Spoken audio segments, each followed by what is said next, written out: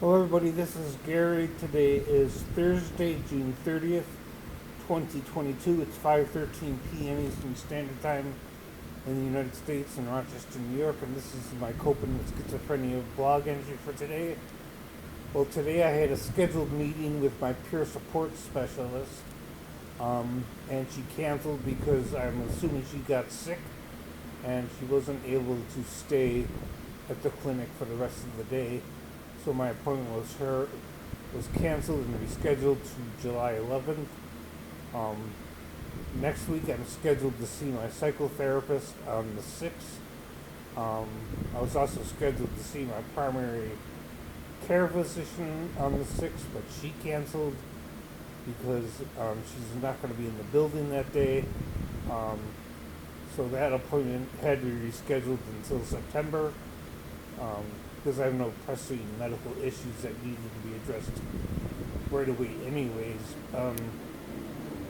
I have some minor pain still in my right knee after surgery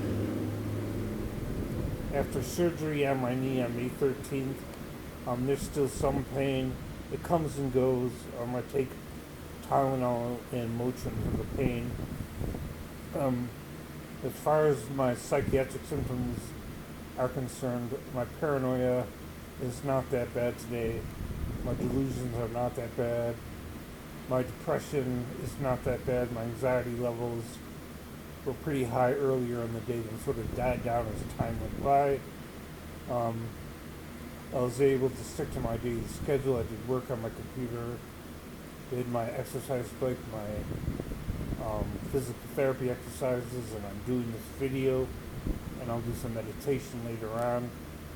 I meditate at least twice a day, once in the morning when I get up, because my anxiety is very bad as soon as I wake up, and then I meditate again before I go to bed.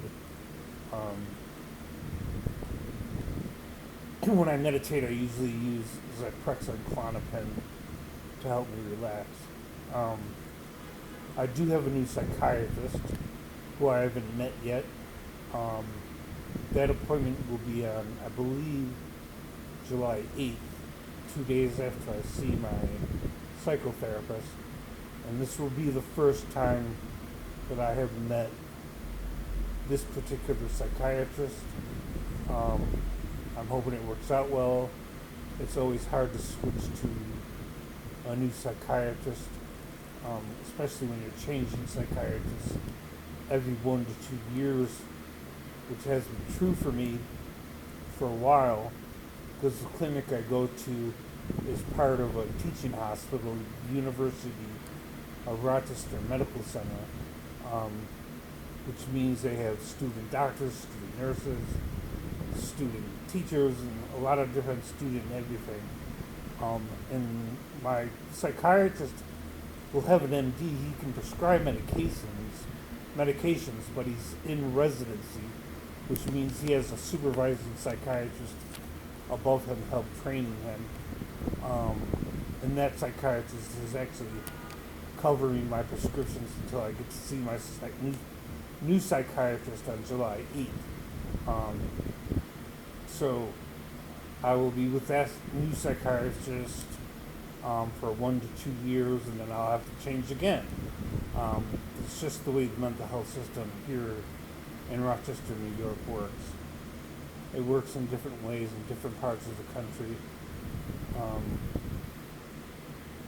But I don't suspect that we'll be changing any of my medications anytime soon. Most new psychiatrists don't want to make any changes as soon as they meet their patient. That actually really doesn't make much sense, especially if what's being prescribed actually works. And I've been doing pretty well by the metric that I haven't been at the psychiatric emergency room since last October 30th to be exact. And now it's June going on to July, and I still have not gone to the psychiatric emergency room, and I would like to avoid going to the psychiatric emergency room. So I don't suspect that my new psychiatrist is going to change any of my medicines in any way. Not when I'm stable, or fairly stable. Um, so beyond that, there's nothing else to report. Um, like I said, I had to reschedule my appointment with my peer support specialist. I'll be seeing my psychotherapist next Wednesday and my psychiatrist next Friday, and I hope things go well.